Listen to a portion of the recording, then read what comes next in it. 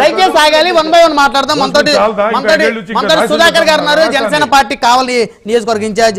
సుధాకర్ గారు, good evening sir. Good evening. ఏంటి sir మొత్తానికి కాయరాజా కాయ జరుగుతూ ఉంది. సో ఎవరి నాయకుల మీద ఎవరి పార్టీల మీద ఆ కార్యకర్తలకి ఫుల్ కాన్ఫిడెన్స్ అయితే రోజు రోజుకి పెరిగిపోతూ ఉంది.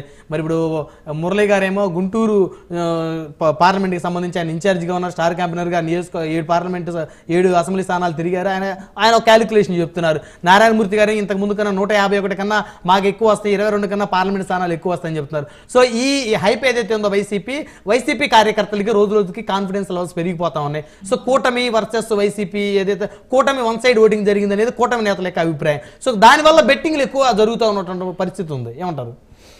ముందుగా ప్యానెల్లో పార్టిసిపేట్ చేసిన ప్రతి ఒక్కరికి, మురళి గారికి, అలాగే ఆంజనేయులు రెడ్డి గారికి, తర్వాత నారాయణమూర్తి గారికి, ప్రతి ఒక్కరికి నమస్కారం అండి. ముఖ్యంగా మీకు కూడా ధన్యవాదాలు. ప్రియమైనకి ఇది వీరు మన ఆంజనేయులు రెడ్డి గారు చెప్పడమే కాదండి, వాళ్ళ ప్రెసిడెంట్ మన వైసీపీ వైఎస్ జగన్ కూడా చాలా మేకపోతు గంభీరంగా ఆయన కూడా చాలా అసలు అంటే ఎవరు ఊహించలేని విధంగా మాకు మెజారిటీ వస్తుంది అన్న విధంగా చెప్పుకుంటూ పోతున్నారు. ఏదో ఊహాలోకంలో విహరిస్తున్నట్టుంది. నాకు చూడబోతే రేపు కనీసం ఏజెంట్లు కూడా వీళ్ళ కౌంటింగ్లో కూర్చోరేమో ఆ భయంతో వాళ్ళని కనీసం ఏజెంట్లన్నా కౌంటింగ్ బూతులకు తీసుకొచ్చి కూర్చోబెట్టి కౌంటింగ్ దగ్గర కూర్చోబెట్టే విధంగానన్నా మనుషులు వస్తారన్న ఉద్దేశంతో చెప్తున్నారేమో అనిపిస్తుంది. కానీ ఎందుకంటే ముఖ్యంగా గ్రౌండ్ లెవెల్లో మేము పనిచేసామండి. ఇది చాలా వన్ సైడ్ అయిందండి, వార్ వన్ సైడ్ లాగానే ఉంది తప్ప ఇది కంపల్సరిగా ఎన్డీఏ కూటమి అత్యధిక మెజారిటీతో అత్యధిక సీట్లతో ఎమ్మెల్యేలు కైవసం చేసుకోబోతున్నారు. అదేవిధంగా ఎంపీలు కూడా అత్యధిక మెజారిటీతో గెలుచుకోబోతున్నారు.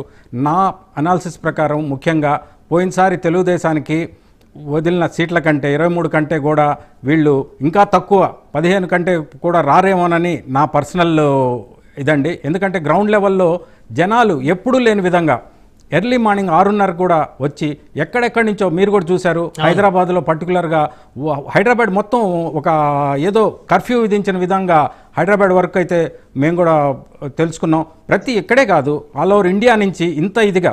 ఇంకోటి నేను గమనించింది ఏంటంటే ముఖ్యంగా యువత అండి. ఈసారి ఎప్పుడు యువత చాలా నెగ్లిజెన్సీగా ఎప్పుడు ఏదో 2 రోజులు సెలవు వస్తేసే ఓటు వేయడానికి పెద్ద ఇంపార్టెన్స్ చూపించని యువతను కూడా కన్విన్స్ చేయగలిగిన కెపాసిటీ మా పవన్ కళ్యాణ్ గారే.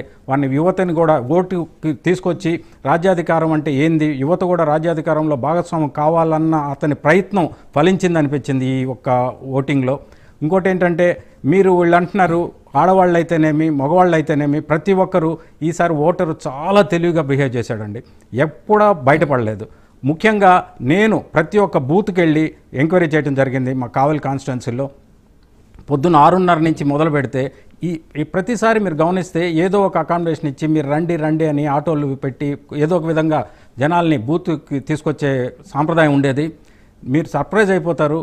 మధ్యాహ్నం 11:30కే ఎప్పుడూ లేని విధంగా మోర్ దెన్ 50% మ్యాక్సిమం మా పర్టికులర్ కావలి కాన్స్టిట్యున్సీలో నేను ప్రతి నియోజకవర్గం ప్రతి దీంట్లో మండలంలో చూసుకున్నాను. 132 కల్లా 50% దాటిపోయింది. 130 కదండి కావిల్లో నేను చూశాను. 11:30కంతా మోర్ దెన్ 50% అయిపోతే ఒక బూత్లో 1000 ఓట్లు ఉంటే 1000 నుంచి 1100 ఓట్లు ఉంటే 600 ఓట్లు 11:30కంతా పడిపోతే 1:30కి మీరు చూస్తే బయట క్యూలు అండి టికెట్ల కోసం. సినిమా థియేటర్లో ఆ విధంగా నిలబడరు. 250 కంపల్సరీ అండి. ఇంతమంది ఎక్కడైనా మీరు గమనించండి, ఎప్పుడైనా గమనించండి. పర్సంటేజ్ ఆఫ్ ఓటింగ్ ఇండియా లెవెల్లో హైయెస్ట్ ఓటింగ్ ఆంధ్రప్రదేశ్లో నమోదైంది. వేల మంది వచ్చి లక్షల మంది వచ్చి ఓటింగ్ వేసుకున్నారు. కాకపోతే ఇది డెఫినెట్గా ప్రభుత్వానికి వ్యతిరేకంగా వచ్చిన ఓటే తప్ప ప్రభుత్వానికి ఫర్గా రావడానికి వాళ్ళు ఏదో తీసుకొచ్చింది కాదండి, దోచుకోవడం తప్ప ఏం లేదు. ప్రజలు కూడా విరక్తి చెందేస్తున్నారు. ఎట్టి పరిస్థితుల్లో ఈ ప్రభుత్వాన్ని వైసీపీ ప్రభుత్వాన్ని ఇంటికి పంపించాలన్న ఏకైక ధ్యేయంతో ఎక్కడెక్కడి నుంచో ఫారిన్ కంట్రీస్ను కూడా అంటే వాళ్ళు స్వచ్ఛందంగా వచ్చారండి. ఒకప్పుడైతే బస్సులు పెట్టో పిలిపించి బతిమలాడుకుంటే కానీ రాని రోజుల నుంచి స్వచ్ఛందంగా వచ్చి విపరీతమైన ఓటింగ్ నిర్వహించుకున్నారంటే ఓటింగ్ వేయించుకున్నారంటే మోర్ దెన్ 82% అంటే ఏంటండి మా కావిల్లో కూడా 82% ఓటింగ్ పైన అయింది. అన్ని చోట్ల మీరు గమనిస్తే ఆంధ్రప్రదేశ్ రికార్డ్ సృష్టించింది ఈసారి. అది కేవలం ఎప్పుడైనా మీరు గమనిస్తే ఓటింగ్ పర్సంటేజ్ పెరిగిందంటే కంపల్సరీ ప్రభుత్వం మీద ప్రభుత్వ వ్యతిరేకత తప్ప ప్రభుత్వం మీద ఫర్ కాదు. వీళ్ళు మాత్రము ముఖ్యంగా మీరు భలే పేరు పెట్టారు కాయరాజా కాయ అని, బ్రహ్మాండంగా ఉంది. రాజేంద్ర ప్రసాద్ సినిమా గుర్తుకు వస్తుంది నాకు. అందులో కాయరాజా కాయ అనేది అది తప్పండి, కాదన్నాం. బెట్టింగ్ అనేది ఎట్టి పరిస్థితుల్లో ఎవరు ఒప్పుకునే పరిస్థితి కాదు, అది ఇల్లీగల్. కాకపోతే ఇక్కడ విచిత్రం ఏంటంటే ఓడిపోయే వాళ్ళే బెట్టింగ్ని ప్రోత్సహిస్తున్నారు, ఎంకరేజ్ చేస్తున్నారు, ఛాలెంజ్ అంటున్నారు. చాలా విచిత్రంగా ఉంది ఈ పరిస్థితి.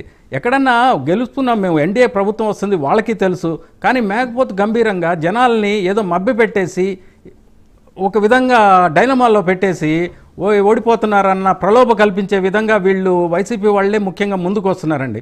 పొలాలు పెట్టేసుకుంటాం, మేము పెడతాం. ఏందండి 10 లక్షలు 20 లక్షలు పెట్టే సంస్కృతి ఏంటి? డబ్బులు లేకపోతే పర్లేదు, డబ్బులు లేకపోతే పర్లేదు, పొలాలు అడుగుతున్నారు సార్ మీరు. తెలుగుదేశం పందాలతో క్రేజ్ పెంచుకుందాం, గ్రాఫ్ పెంచుకుందాం, అది మీరు పుట్టి మునిగిపోతుంది అని ట్రై చేసిన తెలుగుదేశం ఇవాళ మళ్ళీ ప్రాక్టికల్ గా జరగదు కాదు సార్. సార్ మీ విలేకరి మీ సాక్షిలోనే ఉన్న ఒక విలేకరే చెప్పాడు సార్, పంజాలు దయచేసి కట్టకండి అని.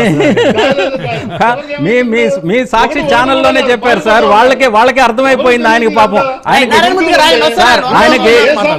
ఆయనకి జాలేసి మీ వాళ్ళే చెప్తున్నారు సార్ వద్దని. అడిగేది మీ వాళ్ళని మీరే కంట్రోల్ చేసుకునే పరిస్థితి ఇక్కడ.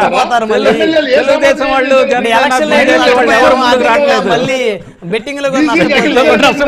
సార్ ఆల్రెడీ ఆయన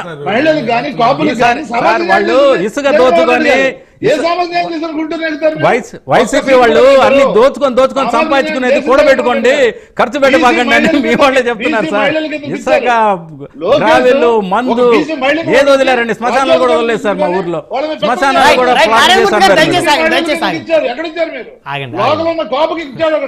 గుంటూరు జగన్మోహన్ రెడ్డి గారు ఎవరికి ఇచ్చారు మీరు? ఎక్కడి నుంచో ఫ్లైట్ ఎక్కి దిగాడు, రెడీగా ఉన్నాడు అని చెప్పాడు. బీసీ గారు ఎక్కడ ఇచ్చారండి? ఎక్కడికి ఇచ్చారు? మూర్తి ఎక్కడ ఇచ్చారు? బీసీకి ఎక్కడ ఇచ్చారు? గుంటూరు ఎవరికి ఇచ్చారు? బీసీ చెప్పన్నా. బీసీ సీట్ ఎవరికి ఇచ్చారు గుంటూరులో చెప్పు, నీకు తెలిస్తే. బీసీ సీట్ ఎవరికి ఇచ్చారు గుంటూరులో చెప్పు. బీసీ సీట్ గురించి మాట్లాడుతూ చెప్పు. మంగళగిరి ఎవరికి ఇచ్చారు? మంగళగిరి బీసీ ఇచ్చారు. ఎవరు బీసీ? వెస్ట్ లో బీసీ ఎవరు చెప్పింది నీకు? బీసీ ఎవరు చెప్పారు నీకు అన్నా? ఎవరికి ఇచ్చారన్న? అదే ఎవరే చెప్పింది బీసీ ఆవిడని? తెలియకపోతే మాట్లాడమాక. విను ఒక్క నిమిషం వినాలి మూర్తి గారు, వినండి. బీసీలో బీసీఏ, బీసీబీ, బీసీడీ అని 3 కేటగిరీ ఉంది ఆంధ్ర రాష్ట్రంలో. అది మీకు అవగాహన ఉందా? ఈ రజనీ గారు ఈ బీసీ ఏ కులానికి చెందిందా, బీసీ బి కులానికి చెందిందా, బీసీ డి కులానికి చెందిందా తెలిసే చెప్పండి. మీరు ఏ గ్రూప్ లో ఉన్నాయి? నీకేం తెలుసండి? తెలియకుండా ఆంధ్రప్రదేశ్ బీసీ మహిళ కాదు, ఆంధ్రప్రదేశ్ బీసీ మహిళ కాదు అని చెప్తున్నా. నిరూపించండి. బీసీ ఏనా, బీసీ బీనా, బీసీ డీనా చెప్పండి. భారతదేశంలో ఉన్నటువంటి బీసీలందరూ తెలియకుండా మాట్లాడతావా?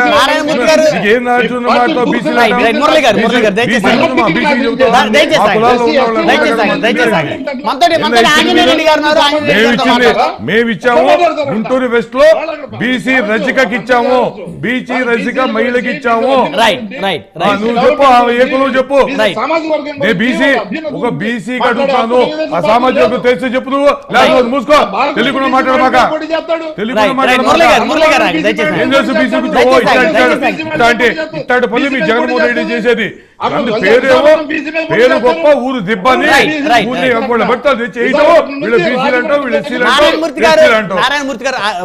కదా మీ రాజకీయ చరిత్ర. మురళి గారు దయచేసి ఆగండి. ఆగండి సార్, దయచేసి ఆగండి. నారాయణమూర్తి గారు బీసీలు ముక్కలు చేసింది వీళ్ళే కదా.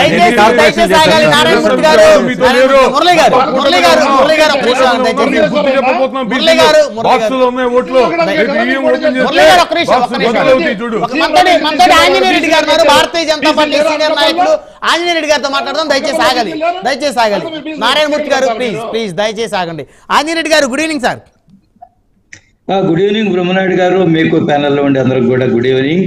చెప్పండి బ్రహ్మనాయుడు గారు. ఏంటి సార్ మొత్తానికి ఏ పార్టీ గెలుస్తుందని పందెం వేసుకోవచ్చు? మీరు ఆల్మోస్ట్ 35 నిమిషాలు